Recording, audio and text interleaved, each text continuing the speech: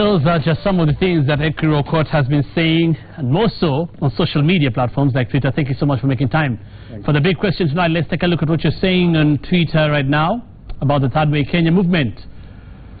Omogusi says, you only stand a chance if they go beyond Twitter, something we've been talking about. The grandma in the village has no clue who at Ekuru Aukot is. You'll have to respond to that. And Jihia Kelvin, politics is no longer left versus right, it's become truth versus propaganda. We have Alpha Woman. The question is, can the Kenyan voter embrace it? Patti Mbugush, yes, I'm sure it can. My reason being Kenyans are so tired of politics of greed, I think. And National Anthem says, our offer to Kenyans in 2017, whose offer? Who are the proponents of the offer? Third Way KE. Ekuru Aukot, again, thank you so much for making time for the big question. We are asking you tonight, is what they are propagating realistic, and what chance does Third Way Kenya stand? Talk to us again on 22422 or on Twitter using the hashtag the big question. Very briefly first, what is Third Way Kenya all about? Is it a political party or a political movement going to become a political party? And you are the presidential candidate already? Well, yes, I am going to offer myself as a presidential candidate for Third Way. Third Way for the moment is actually a movement, a political movement that is seeking to bring about alternative and transformative leadership for this country. We are saying that as Third Way, and I think you can see from the tweets, it resonates with many Kenyans, that we are tired of the same narrative. I mean, if you stretch who has been in government for the last, say, 15 years, of either side of the coalitions today, Jubilee or CORD, you cannot actually say that there is any difference, any new thing that can come out of propagating the same fellows. So really what we are saying is Kenyans should stop lamenting and complaining and being crybabies about the fact that we are tired of this corrupt government, we are tired of these individuals. The question then we asked ourselves as Third Way when we found in Third Way in 2014 is, are we just going to be curious onlookers, bystanders, and keep on complaining about this inept, irresponsible, unresponsible leadership? So what is it? I mean, so for me as Ekuru Aukot, as a founder of this organization, as a leader of this movement, will it be fair for me to keep on telling Kenyans that we need alternative leadership if I do not offer myself as that alternative? Most, if not all, if not all of these people in current leadership and gunning for leadership again through the existing political parties or even new parties that will come about, still offer alternative leadership. Exactly. So what is new? So what is new is, for example, the curious onlookers like you, myself, the middle class, the working class of this country, the youth of this country, the women of this country who've been political flower girls for the longest time, over the same people who propagate a certain narrative. So I will tell you, Hussein, why we are coming into this differently. There are four principal reasons. There are four principal reasons why I am motivated to offer myself for the presidency of this country. Number one, I want to protect the constitution of this country, and I'll explain to you why. Number two, we actually need to arrest this runaway corruption. And I will explain to you, and time allowing, I'll share with you figures what corruption money could possibly do to transform this country. Number three, we need to depolarize Kenya. Kenya is completely depolarized if we continue with the same narrative going forward. Number four is the youth of this country and the women of this country honestly need placement in the right places, politically speaking. So can we talk about the constitution, for example? Very briefly, yes. Yes. Listen, Hussein, I can liken myself to a mother who gave birth to a child, and you saw that child crawl and grow, but then you cannot continue watching that child being mutilated. Of course, it's important to mention you are among the members of the committee of experts. Yes, so I worked so hard on this constitution, but it's no longer tenable for me, and in fact many other members of the committee of experts, and Kenyans in general, who actually voted overwhelmingly for this constitution at about 69% or 70%, to keep on watching it being mutilated, to keep on watching very bad laws being passed, to keep on seeing the executive disobey court orders, the constitution in terms of appointment, in terms of implementing it. So really, what this constitution needs, because this constitution has a lot of promises for Kenyans, it's a transformative constitution. Look at, for example, where it has placed the people of Kenya in terms of whose power it is. Look at Chapter 4 on Bill of Rights. Look at Chapter 6 on leadership and integrity. Look at devolution. So really, this constitution needs somebody as a steward who can actually protect that. You don't think is happening now? It is not happening at all. But this again remains mostly the preserve of Parliament, isn't it? Well, yes, Parliament, of course, today we can clearly say that Parliament is actually an appendage of the executive. I mean, even if you go by the idea of a tyranny of numbers and how, for example, political class will be silent on certain issues affecting the constitution. So for me, what we are saying is, I think this new idea, this transformative idea, this actual constitution is very developmental. In fact, let me just share with Kenyans my experience why I feel this constitution needs to be protected. I've now been to a number of countries as an advisor. Currently, I'm actually in Lesotho, where I'm trying to develop for them a roadmap on the Constitution. I was in Liberia. I'm still in Liberia, actually, as an advisor. I've been to Egypt, Tunisia, Zimbabwe, and Zambia, all those countries. Now, and Kenya's Constitution is celebrated Hussein. And what I don't understand is why Kenyans cannot see the beauty of this Constitution. And instead, they have allowed a political class that keep on blaming just a paper, a constitution. Yes. You're talking about corruption, you're talking about tribalism. Very briefly, because before we go to some questions here. First, what will you do about corruption? I mean, for example, a lot has been said about corruption in this country. Just one thing you will do differently. If you're talking about alternative leadership. One thing that I will need to do about corruption is, first of all, to stop the leakage and the theft of public funds. In fact, let's not call it corruption, Hussein. This is theft. It is theft of public funds. And we've seen it in different regimes. So let me share with you. Just allow me 1 minute to share, because this is a very important issue. If you look at the staggering figures on corruption today, 791 million relating to NYS, 200 million for youth enterprise, 68 billion land grabbing. Let me demonstrate to Kenyans what I will do by stopping corruption, by stopping this theft. For example, with all that money, which I think KTN, I think the one that shared the figures, about 600 billion lost in corruption. Imagine Kenya Medical Supplies Authority could supply drugs for over 5 years to all hospitals in all 47 counties. With all due respect, I don't want to cut you short. Yes. With all due respect to what you're saying, no problem. This money can be used for a lot of things. We all know that. It has happened. The question I'm asking is, what will you do that is different? We've seen so many people come and promise that they'll do something about corruption. The first thing one thing you'll do that the first thing that I will not do is I will not tolerate corruption, even if it's a member of my cabinet, even if it's my brother. Those people must go to jail and they must return this money. Today, as we speak, Hussein, you tell me who in this country, in previous government, in this current government, who has actually been nailed, sent to jail for corruption? Who? And there are many examples we can learn. Who are you working with? You say this is still a movement. Who are you working with currently? This is a movement of many people, individuals, groups like unions, that are actually coming together. Right now, as we're talking, we are actually working on a political party itself. So Third Way is a movement as it is. And it's a clarion call, actually, including yourself. We hope we'll be able to convince guys like yourself to stop propagating the idea that Kenya's political ascendance is only about... I have never propagated that idea. I'm just saying, we hope we can convince the media, including personalities like yourself, that let's think about Kenya differently. So for now, Third Way is actually an idea for alternative movement. We wish we can sell that to Kenya instead of selling personalities, tribes, and big money. Yes. But the sad thing, and again, like I said, I've never propagated for anything. I was just thinking of an example. It's all right. But the sad thing, and let's look at some of the tweets here. We have Dennis Sang, who says they've got zero chance. Kenyans will always vote along tribal lines. Now, it's a sad thing to say, but it's a fact, isn't it? Going by what has been happening, Kenyans vote on traditional lines, the trends that we've been seeing in previous elections, or regional blocks. So so first of all, what chance do you stand? That's a very important question. We are coming into this as a tribeless group of Kenyans. That's why we are calling, for example, for the youth of this country to belong to this movement. We are calling for the women of this country to belong to this movement. Look, let me give you an example why women of Kenya should be angry enough about the current political leadership. Just the other day, appointments were made. I think about seven key appointments. Not even a single woman was in that. In fact, there were only about four members of one tribe and 3 members of another tribe. In other words, Kenya was actually just being seen from two perspectives of only 2 tribes. So all we are saying is this: we are not going to accept these bad manners of negative ethnicity anymore. We are challenging that status quo because we all know what tribalism is actually doing to this country. It's killing this country. We're saying all of us grew up, we went to schools, primary school, secondary school, and university and the rest. We actually do not know tribe until we go into politics. So do you think Kenyans are ready for that, to change the way they vote? I think, listen, Just this Saturday, I spent the whole day in Uruma, Madare, and Babadogo.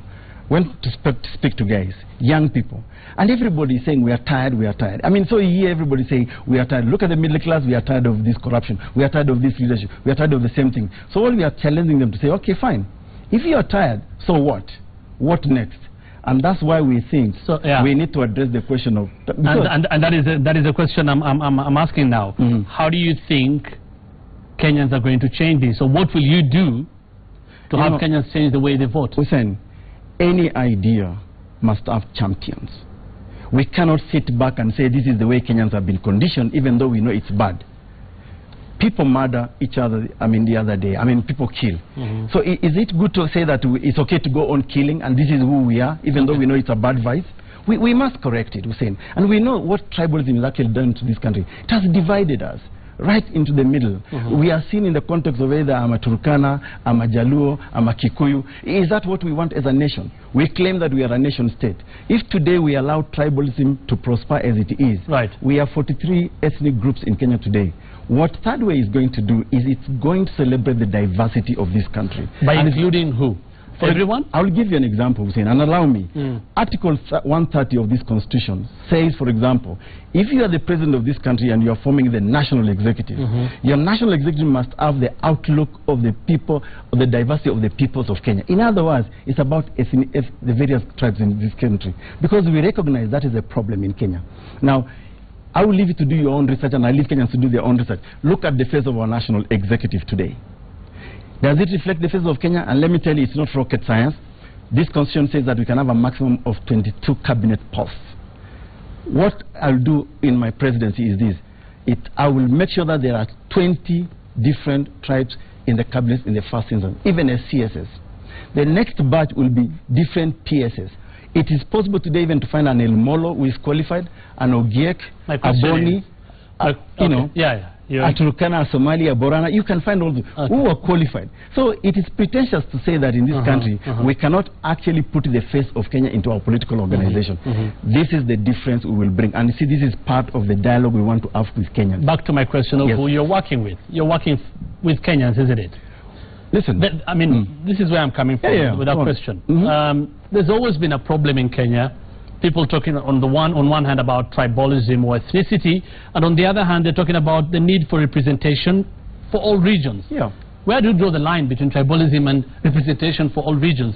For instance, that is what I'm saying, who are you working with? Will you need to work with people from all regions so that there's representation? And doesn't that again take us back to what we've been saying? Third Way Alliance is a national movement, the way we have crafted it. And we will take our message to every part of this country. Of course it's not possible to have, sometimes maybe it's not possible to have every tribe. It's a question of representation. Is to address one of the maladies of our nation, which is that the use of ethnicity negatively.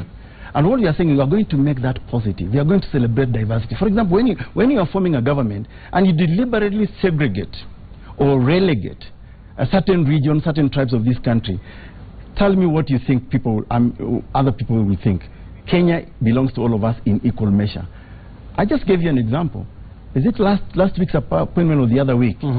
President Uhuru Kenyatta made an appointment of 7, I think, heads of parastatal or something like that. They only represented 2 tribes. Then how can you claim to be a national leader? How can you claim that you want to hold the people of Kenya together? Is that possible? You want to tell me that even with all the intelligence you have, with all the resources you have, with all the education that this country has, you cannot think beyond 2 tribes? Right. Let's take a look at some figures here of the presidential results in 2013. And what happened then. That's interesting. We can look at that. Right. If we can look at those figures now, let's see how the presidential results figures were in 2013. We had Uhuru Kenyatta, Jubilee, 6 million, Raila Odinga, 5 million, Musalia Mudavadi, Amani Coalition, 483,000. Now, you know, the reason why we're talking about this, if we can still have those figures on the screen, we had presidential candidates there, you can see, like Peter Kenneth, we had Martha Karua, you know, candidates purely based, you know, the presidential election on policies and principles, and we still saw them lose miserably. Because also Kiapi there we see 40,998. What makes you think yours will be different? Again, people talking about this being more theory than what will happen practically or real. And I want to read this text again. At Knowledge Hawker says, all dreams are valid, Doctor. Yes. Yeah. Yes, dreams are valid. And it's not enough to just dream. You must follow your dream. You know, if you're going to have a good dream and you're not just going to follow it through, then it's not even worth dreaming it. With those results, let's talk about the results. We've seen people who've talked like you before, and it has never worked. It did not mean, in those results, that Mother Karua's campaign was bad for Kenya. It did not mean that Peter Kenneth's campaign was bad for Kenya. It did not mean that Ole Kiapi campaign was not bad for Kenya. This is exactly the point we are saying. Should Kenyans continue to follow individuals because of tribe or because of the regions they come from? We are saying no. All we are trying to tell Kenyans today is look beyond tribe. Let me give you an example from my native county. I come from Turkana. You know, for a long time people say that Turkana is the most useless land. I mean, forgotten. Before oil. Including the north, yes. And then surprisingly oil came about. Yeah. Do you know if you went to Turkana today, you find almost all the 42 tribes in Kenya. Because of the opportunity that has come with oil and that region. Once upon a time. So that also tells you that there is no single tribe in this country, or 2 tribes or 3 tribes, that can pretend to hold this country together. We need to go beyond that, to stop thinking tribal. And for me, the challenge here on these figures is on Kenyans generally.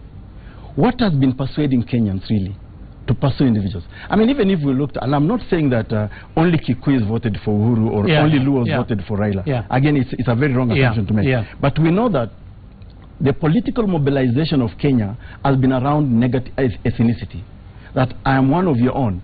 And in fact, my candidacy, by the way, Hussein, will actually depolarize that. Because look, who is a Turkana? Will a Turkana today threaten any big tribes? Will a small, I mean, I wish even the smallest of tribes, of people from the smallest of tribes, will actually offer themselves. So long as they have got good ideas on how they can unite in this country, they can depolarize this country. I think we should really encourage that. And I think that is the challenge that we are going to put through Kenyans. That we will come to you.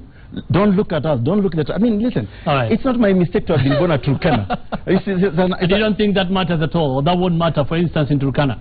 Well, if my candidates will excite the Turkana to support me and other people, fair enough. But I want them not to follow me blindly just because it's Ekuru Aukot, one of their sons. I want them to look at the policies, the issues we are putting forth. Somebody said, somebody said when we were looking at the tweets, you stand a chance if you move beyond Twitter. Yes. Saying maybe you may not be known beyond Twitter. If you could answer that. Plus, do you have the financial resources to go through the whole I think it's a very expensive affair. Very important question there. First of all, yes, we will go beyond Twitter. And actually we are doing that. We've done it in our own small way. And I think Kenyans have been conditioned to believe that, the big rallies and, those pompous rallies, which actually do not communicate much. It's somehow they still get the vote. But you see, I think probably people attend those rallies because they're just curious only because they want to know, okay, now how do I pass my time? But I'm not dismissing the fact that people have got support. I think we will go beyond Twitter. I mean, we are planning our campaign. We'll put the issues out there. So we will go beyond it, and we'll come and talk to Kenyans in all the 47 counties. And the question was money. Now that's a very important point, Hussein. Precisely for the reason we are putting our candidature and declaring that we need an alternative is to address the question of commercializing politics in this country. If it's about money, Hussein, there are more rich folks in this country who are seated somewhere, not even bothered about politics. If Kenyans wants to follow money, then I'm sure there are billionaires who can actually be offered the positions that people have gone for elective. So all we are telling Kenyans is don't follow money. In fact, we will challenge Kenyans to invest in leadership. Just like it happens ever. Look, Obama was not a rich man. Or I don't even think he's a rich man. But you still need some funding to move around the country. Of course we'll need funding. And I strongly believe that a good idea as this one will actually attract funding from Kenyans. Okay. Goodwill. This is the first time I'm asking this question. Who are you working with? Our intention is to work with every Kenyan. Currently? No. Yes. That is your intention? Yes, I'm talking about currently. You're talking about this third way Yes. movement. You're asking about the officials yes, of the who are you working with? Okay. I'm sure you're not alone. Yeah, I'm not alone. There are many guys in Third Way. We have got a skeletal officials right now. We've got a small secretariat. So we structured ourselves around the membership of the various groups. For example, we had political parties that expressed interest to work with us. We are still discussing with them the extent to which we can work. And as I said to you, let's not put them on the spot because they are still debating whether to join Third Way or not. But Third Way is made of individuals, interested groups. I mean, you can see our follow-up. We have a big following on Twitter. Well, not as big as some of you, but we have individuals who follow us. We have got groups who follow us. So, Ekuru Aukot, we wish you nothing but the best. Thank you very much. And we'll see how it goes. I'm sure we'll be calling you again here as time goes on. Absolutely. And my appeal to you, Hussein, and others is that let's encourage open dialogue on leadership. I think Kenya is a very great country. And I think we need to stop the pretense that Kenyans have when you go to politics. Because every time we have got our rugby team, our athletes winning, we are one Kenya. But when it comes to politics, we go back to our political cocoon. I think we need to stop that. And I think Kenya can be a great country again. Thank you very much, Ekuru Aukot. Thank you for making time for the big question. We are still asking the question, is what he's saying realistic? And do you think Third Way Kenya stands any chance in Kenya's political scene? Keep talking to us on 2244 on Twitter using the hashtag #TheBigQuestion. We'll be right back after this break.